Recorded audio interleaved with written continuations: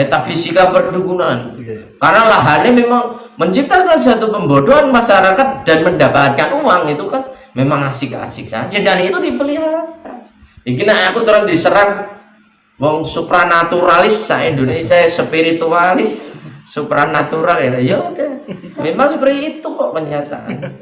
Kenapa panggung ini masyarakat ini seharusnya diajak untuk masuk naik ke level tangga berikutnya justru ditahan untuk diciptakan untuk menjadi bodoh agar lahan pangannya. Saya nggak melihat kok yang berani ngomong ini. Iya benar. Walaupun itu sekelas yang pengikutnya berat, saya sedih kan ya. Kadang wong sing pengikutnya akhir itu cari makannya justru ladangnya dari situ menciptakan. Walaupun dalam konteks hakikat sebenarnya delok papan lan empan contoh gini mas, hal-hal yang bersifat hakikat sebenarnya kayak seperti ini sebenarnya kalau tidak saya pantau, tidak ada yang berbicara seperti ini, pasti saya nggak akan berbicara seperti ini. Tapi kita ini mungkin pesan Tuhan yang harus saya sampaikan ya saya. Tapi ya cukup tidak usah mengupas yang bertele-tele tentang tataran, karena itu kan wis basi tuh mas, kan wis banyak lah itu di. Tapi konteks intinya orang seharusnya membicarakan hal-hal yang disembunyikan itu. Kalau fase-fase itu kan setiap tahapan-tahapan pasti semua orang punya lah, setiap madhab-madhab saya juga kan ya sedikit-sedikit paham. Itu berarti bagian dari kesadaran murni gitu. Iya. Termasuk memikirkan lingkungan, alam segala macam Iya. gitu guys ya. Dan fase ini seharusnya bagian dari yang perlu digerakkan semua lini, termasuk yang paling acuan terbesar adalah yang perubahan paling mudah ya di pendidikan itu, termasuk kalau di Jawa membangkitkan budi pekerti Ini kan itu. harus komprehensif dan holistik di semua elemen sebenarnya. Meskipun Sebenarnya orang spiritual ngomong ini, mengkampanyekan ini, tapi kalau kemudian tidak diikuti oleh gerakan secara masif kan nggak bisa juga ya. ya sebenarnya pemerintah juga mengambil dong bagian, tidak hanya sekedar mengekor pada orang-orang sing pemuda, tapi kan dikondisikan. Bahasanya gini loh mas, kenapa pemimpinnya serakah? Karena rakyatnya tamaan gitu, bahasa Sujiwo Tejo itu benar. Kenapa politik carut marut pemimpin gak bisa merubah? Kan spiritualisnya juga sama, melacurkan dirinya. Boleh ije bahasanya ngono ya ngono, ngono ije tak maklumi lho. Dia memainkan kesepuan hanya untuk panggung-panggung diri pribadi sekelompok. Itu jika acuannya ije masih etikanya ngono ya ngono ning aja ngono. Ije oke lah. Tapi kan nggak ada yang sedikit menciptakan percik api berpikir berbeda gitu loh mas. Kebanyakan yang panggung di tengah masyarakat yang laku tetap yang berbau supranatural, wes uka-uka yang seperti itulah. Terus pangapunten ketika kemudian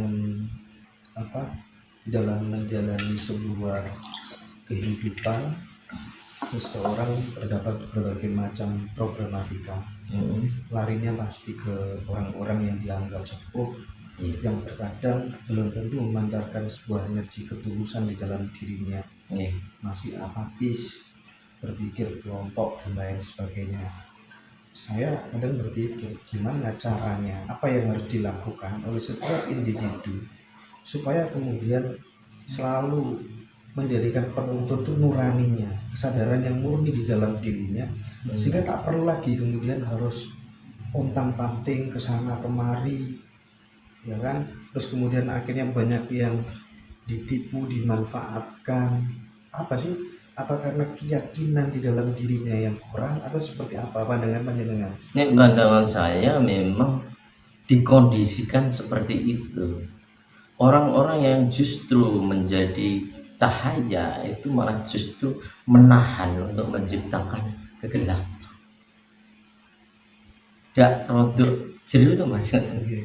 orang-orang yang justru dijadikan panutan menciptakan cahaya untuk orang banyak justru menciptakan kegelapan, dan orang-orang yang menciptakan cahaya dianggap justru orang-orang yang tersesat atau kalau perlu harus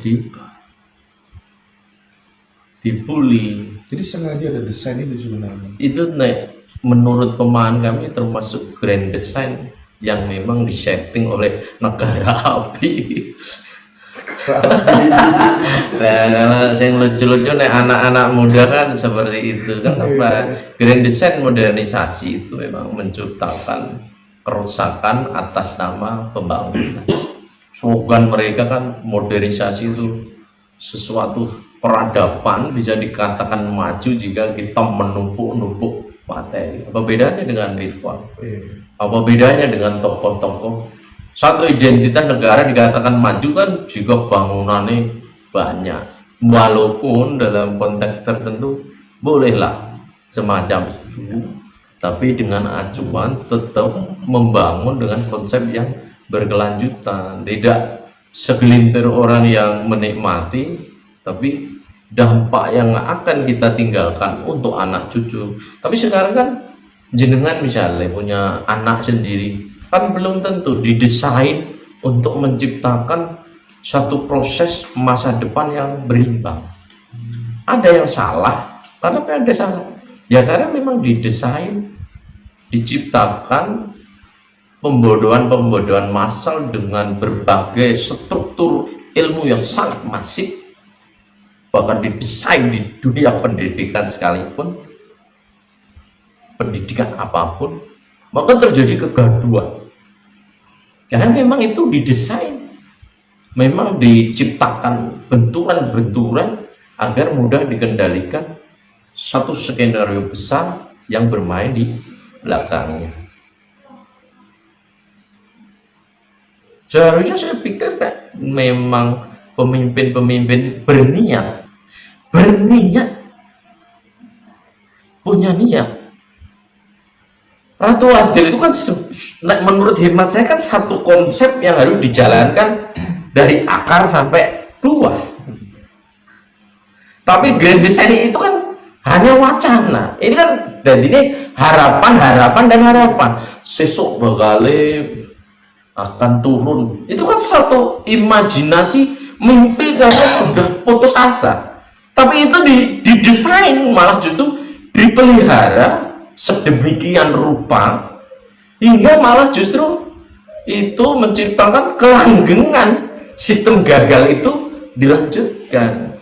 Ini memang rondo, aku mungkin rondo orang yang nyeleneh diri ya cara berpikir saya. Ya, sengaja dipelihara supaya kebangkitan spiritual tuh. Nah, termasuk satrio piningnya. iya itu kan bagian sebenarnya dari konsep mimpi-mimpi, konsep yang seharusnya dijalankan semua orang, itu bagian dari per individu dan mengacu pada kesadaran murni. Nah, kesadaran murni kan berarti gak usah kandan-kandan, Mas. Itu menjadi suatu kebudayaan bersama. Misalnya contoh membuang sampah pada tempatnya, itu hal yang paling sederhana, tapi sekarang yang terlihat apa? Membuang sampah ganti dosa, man. Sholatnya kenceng misalnya, dia mengatasnamakan, wah, tidak punya malu itu buang sampah sembarangan, kalenan di kali sampai di laut. Ya Allah, itu berapa ton dia, man. Bukan berarti itu sangat salah. Memang era modern pasti menciptakan satu hukum dampak timbal balik, tapi setidaknya masyarakat sendiri kan punya kesadaran. Tapi kenapa isu-isu seperti itu tidak dijadikan dorongan yang lebih hebat, tidak menarik dan tidak menguntungkan sebagai pilot projectnya wong pinter-pinter? Kenapa sih? Era pembetonan, boleh bangun-bangun, itu seakan-akan suatu hal yang memang hebat. Ya. Artinya bisa ditarik sebuah konklusi bahwa dalam teologi Jawa misalnya ada yang kita kenal misi besarnya adalah Hanomayu Hayuning Bawono gitu itu hanya mentah di tataran wacana. Ketidakpuasan yang kita diskusikan tadi itu sebenarnya aktualisasinya di lapangan itu loh apa, wujudnya itu loh apa gitu. Nah, barangkali bisa dieksplor Gus, kira-kira wujud nyata yang harus dilakukan khususnya bagi generasi muda, karena nasib Republik ini kan di pundak mereka. Apa kira-kira? Pandangan saya yang di dunia itu sebenarnya kan sederhana. Wong dunia itu sebenarnya karena kita termasuk pada fase kebablasan ya, kebablasan memuja hal-hal yang bersifat materi menjadi Tuhan itu sendiri. Jadi orang-orang sekarang kan teranggap sudah keblaso yang sangat, dan seharusnya spiritualis yang memang notabene-nya seorang pendesain kepemimpinan, tukang desain, karena pasti dia diminta nasihat-nasihat, pengaruhnya, ilmunya dikaji berbagai orang, seharusnya memunculkan dong, bukan malah ditarik ke garis turun grid. Turun grid itu termasuk apa ya, kalau saya katakan di turun grid itu jatuh pada level terendah. Kalau udah level terendah kan jatuhnya nanti kacau. Misalnya contoh gini, seharusnya tokoh-tokoh yang memberi teladan justru tidak ada yang sedikit memberi teladan. Pemimpin-pemimpin pada fase-fase terendah justru malah terdepan yang menciptakan atau memberi contoh-contoh proses pengerusakan. Kenapa seperti itu? Kan ini bagian desain, mindset berpikir, pola membangun itu sudah salah. Kenapa sih membangun yang ramah lingkungan? Kenapa sih membangun yang tidak harus menghancurkan? Kenapa sih membangun yang tidak harus terlalu sangat, menurut bahasa mereka, maju sekali tapi meninggalkan jejak-jejak yang sangat justru menciptakan keruwetan zaman, kerusakan zaman?